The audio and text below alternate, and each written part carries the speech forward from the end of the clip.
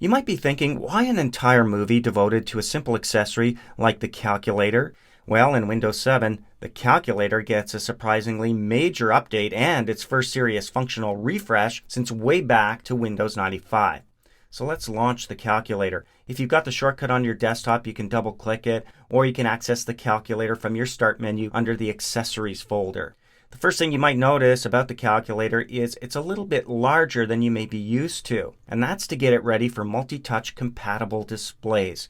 If you've got one, you're going to be able to press the calculator buttons right on the screen just like you would a real calculator.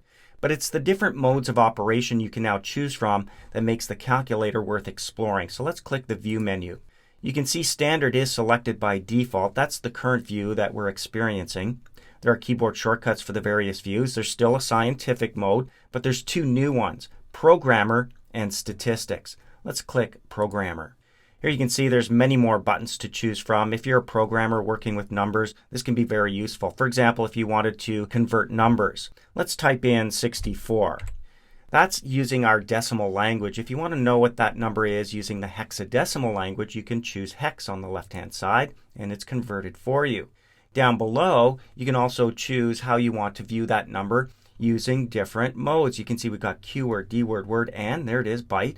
If we select byte, you're going to see exactly what the computer sees when we type in the number 64 on our keyboard. Let's go up to View now and just quickly take a peek at Statistics. This is another new mode, and you can see there's a whole bunch of different buttons here to choose from. The regular operators and calculations are missing from Statistics mode. So just like the Programmer mode, you're going to have to know a little bit about what you're doing using these modes of operation because you're not going to find a lot of explanation on the use of these calculator modes. So let's switch it back now to Standard. Down at the bottom of the View menu, there's another section here where we can choose different views, and currently we're in the basic view. Here you're going to see the buttons that you need for the mode you've selected. But we can open up additional portions of our calculator by choosing a different view, such as unit conversion, for example. So here in Standard mode, let's choose unit conversion. There's our standard mode with all our regular buttons, but now we've got this section on the right where we can start doing conversions. For example, we're expecting a high where I live today in Canada of 24 degrees Celsius. So if I want to know what that is in Fahrenheit, I'm going to change it from angle to temperature. There's lots to choose from on this list. I'm going to type in 24, and Celsius is the default down below, but I want to know what that is in Fahrenheit. So the second option down below under 2, I can choose degrees Fahrenheit, and you can see a nice high of 75 degrees today. Let's go back to View now and try date calculation. Here we can do calculations with dates, adding and subtracting days if we wanted to, or calculating the difference between a couple of dates. You can see that's the default.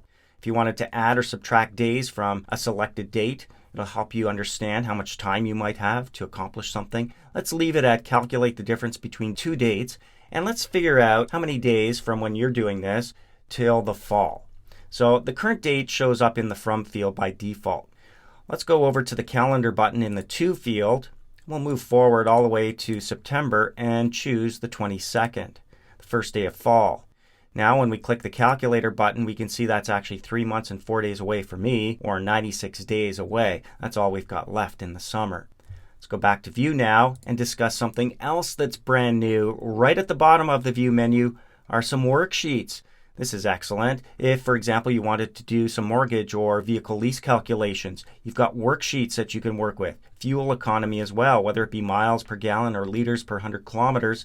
Let's go to mortgage and have a little bit of fun with this. We can calculate things like our monthly payments, down payments, purchase prices, and so on. Let's leave it at monthly payment. And let's see what we're looking at if we were to purchase a house for $275,000 with a down payment of $45,000 over a 5-year term at an interest rate of, say, 5.25%. When we click Calculate, you can see that we've got a fairly hefty mortgage payment each month. Let's go back to View now and switch this back to the basic view in Standard mode. So although the calculator rarely receives a lot of attention in Windows, this time around in Windows 7, the enhancements are too numerous to ignore.